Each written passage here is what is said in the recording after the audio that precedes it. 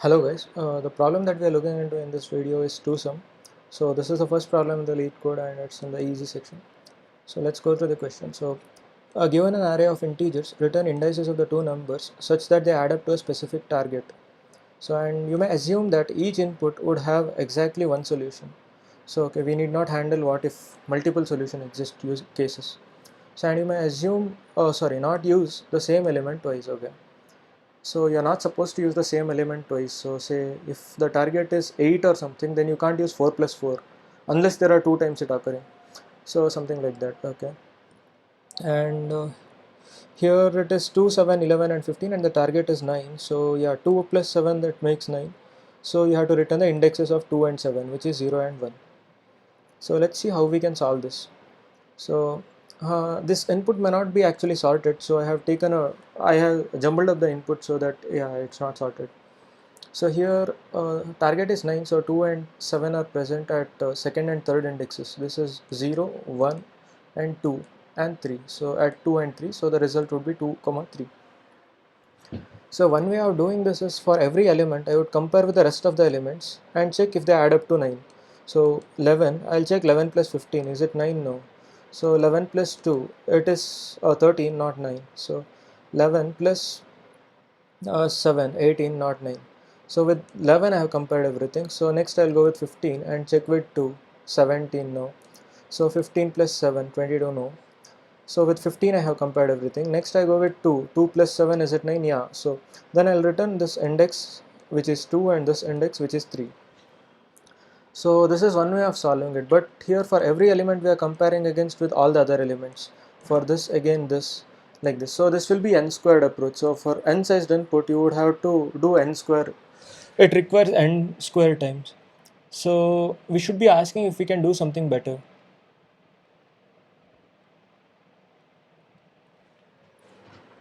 So one thing what you can do is for every num. So num is like this every numbers. So if there is an element, right? So here what we were doing is for every element we are comparing against every other element. So instead what we can do is if I check this condition, right?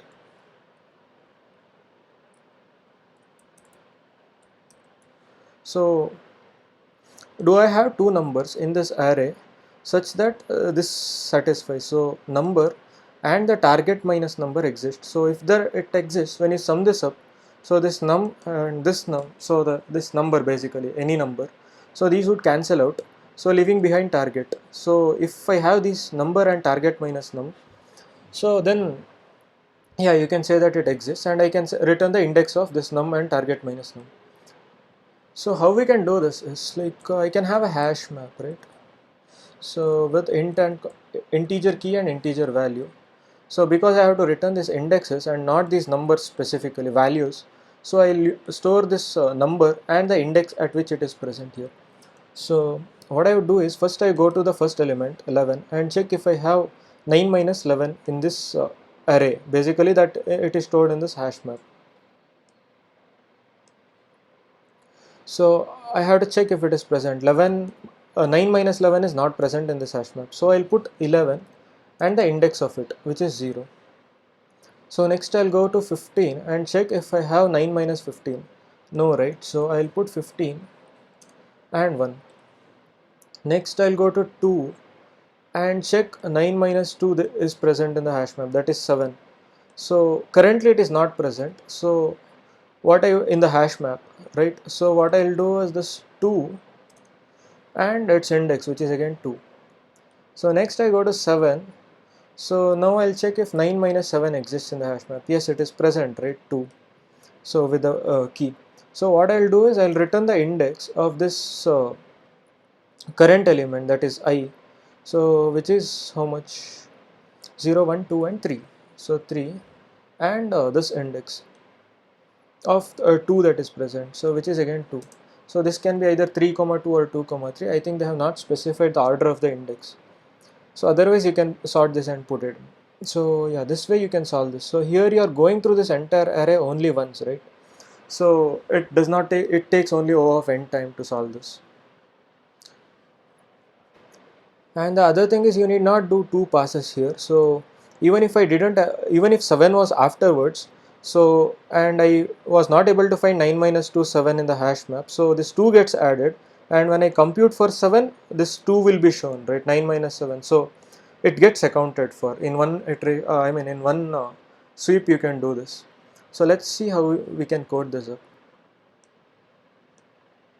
So yeah, this is the code. So we have this hash map with integer and integer, and for every num I am going through this entire nums array, and for every of these number I am checking if I have this target minus num in the array.